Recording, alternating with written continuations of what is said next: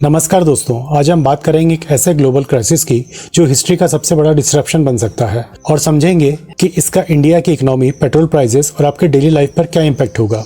Hello दोस्तों, मैं हूं सिद्धार्थ और इक्विपल्स चैनल पर आपका स्वागत है।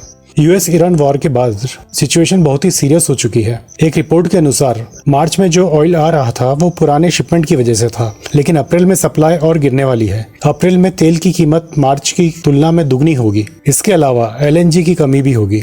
यह 1973 और 1979 के तेल संकट में लगभग 5 मिलियन प्रतिदिन की आपूर्ति घट गई थी, जिससे पूरी दुनिया में मंदी आई थी। लेकिन आज हमने 12 मिलियन बैरल प्रतिदिन की आपूर्ति खो दी है, जो उन दोनों संकटों से बहुत ज्यादा है।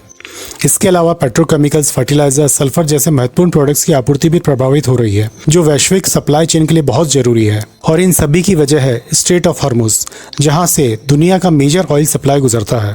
अब हम बात करते हैं इंडिया पर पड़ने वाले असर की। इंडिया लगभग अपना 85% ऑयल इंपोर्ट करता है, और जब global benchmark Brent crude oil महंगा होता है तो इंडिया डायरेक्टली हिट होता है। इससे पेट्रोल और डीजल के दाम बढ़ेंगे, ट्रांसपोर्ट महंगा होगा, सब्जी, राशन, डेली यूज की चीजें महंगी होंगी। मतलब आपका मंथली एक्सपेंस बढ़ने वाला है। महंगा ऑयल इंपोर्ट का मतलब ज्यादा डॉलर की डिमांड। इससे भारतीय रुपए की कीमत वीक हो सकती है और असर इंपोर्टेड गुड्स महंगे होंगे, फॉरेन ट्रेवल और स्टडीज महंगी होंगी, कंपनियों का कॉस्ट बढ़ेगा, प्रॉफिट कम होगा, हायरिंग स्लो हो सकती है, ओवरऑल इंडिया की ग्रोथ स्लो पड़ सकती है। इन सब में सबसे ज्यादा इम्पैक्ट पड़ेगा एविएशन पर, ट्रांसपोर्ट और लॉजिस्टिक पर, केमिकल्स एंड पेट्रोकेमिकल्स पर, फर्टिलाइजर्स पर।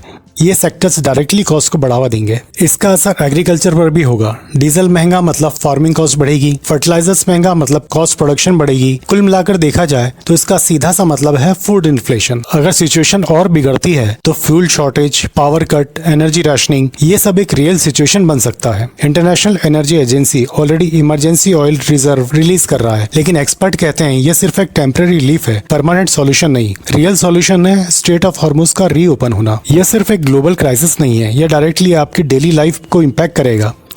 इस बारे में आप क्या सोचते हैं? क्या इंडिया इस क्राइसिस को हैंडल कर पाएगा? कमेंट्स में जरूर बताएं। और अगर आपको ऐसे ही सिंपल और पावरफुल इकोनॉमिक ब्रेकडाउन चाहिए तो वीडियो को लाइक करो, शेयर करो और चैनल को सब्सक्राइब करना मत भूलो। धन्यवाद।